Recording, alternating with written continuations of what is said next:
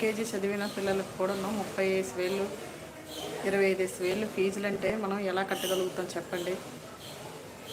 అందరికీ నెలకి లక్షలు సంపాదించే వాళ్ళు ఉండరు కదా.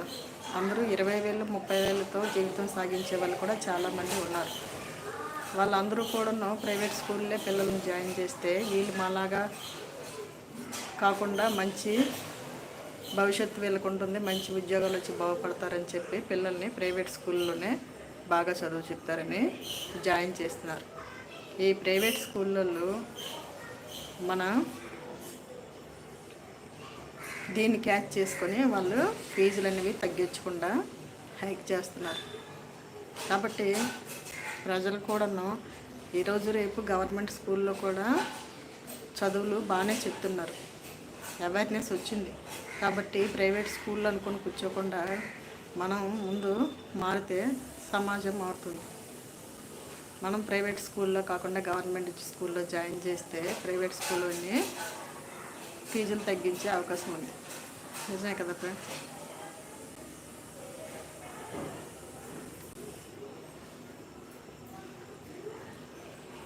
మీరేమనుకుంటున్నారో చెప్పండి ఫ్రెండ్స్ ఈ టాపిక్ మీద. నాకైతే ప్రైవేట్ స్కూల్లో అస్సలు నచ్చట్లేదు, వాళ్ళ పద్ధతి నచ్చట్లేదు, వాళ్ళ ఫీజులు నచ్చట్లేదు. బుక్స్ కూడా వాళ్ళ దగ్గరే కొనాలి, వాళ్ళ దగ్గరే యూనిఫామ్ తీసుకోవాలి. ఈ రూల్స్ రెగ్యులేషన్స్ ఈ కండిషన్స్ అంటే అస్సలు నచ్చట్లేదు. మా చిన్నప్పుడు మేము డిగ్రీ చదివినంత వరకు కూడాను ఒక 50,000తో మా చదువు కంప్లీట్ అయిపోయింది. అలాంటిది ఇప్పుడు యూకేజీ చదివిన పిల్లాడికి 30,000 కట్టాల్సి వస్తుంది. కాలం ఎంత మారిపోయింది చూడండి. అప్పుడు 10th వరకు చదువుకున్న చదువే ఇప్పుడు డిగ్రీలతో సమానమైంది. మరి ప్రైవేట్ స్కూల్ గొప్ప ఏముందో నాకు అర్థం కావట్లేదు. ప్రైవేట్ స్కూల్లో అంతకంటే మంచిగా ఏం చెప్తున్నారో నాకు తెలియడం లేదు. సమాజంలో ప్రతి ఒక్కరు కూడా ప్రశ్నించాలి. మనకెందుకులే, మనకు డబ్బు ఉంది, మనం ఫీజు చెల్లించేద్దాం, తర్వాత ఎవరో చూసుకుంటారు అనుకుంటే అందరికీ ఇబ్బంది అవుతుంది. ఎవరికి ఏది అనిపిస్తే అది మనం చెప్పగలిగితేనే సమాజంలో అవేర్నెస్ అనేది వస్తుంది. నాకు పెద్దగా మాట్లాడడం రాదు, కాబట్టి నా మాటల్లో ఏదైనా తప్పు కనిపిస్తే నన్ను క్షమించండి. అది ఫ్రెండ్స్ నా బాధ. నేను ఏదేదో చేసేద్దాం అనుకుంటాను, నేను సమాజానికి ఒక్కలం ఎవ్వరూ మనం ఏం ఊహించుకునే చేయలేం. 10 మంది కలిస్తేనే ఏదైనా చేయగలం. నిజమే కదా ఫ్రెండ్స్?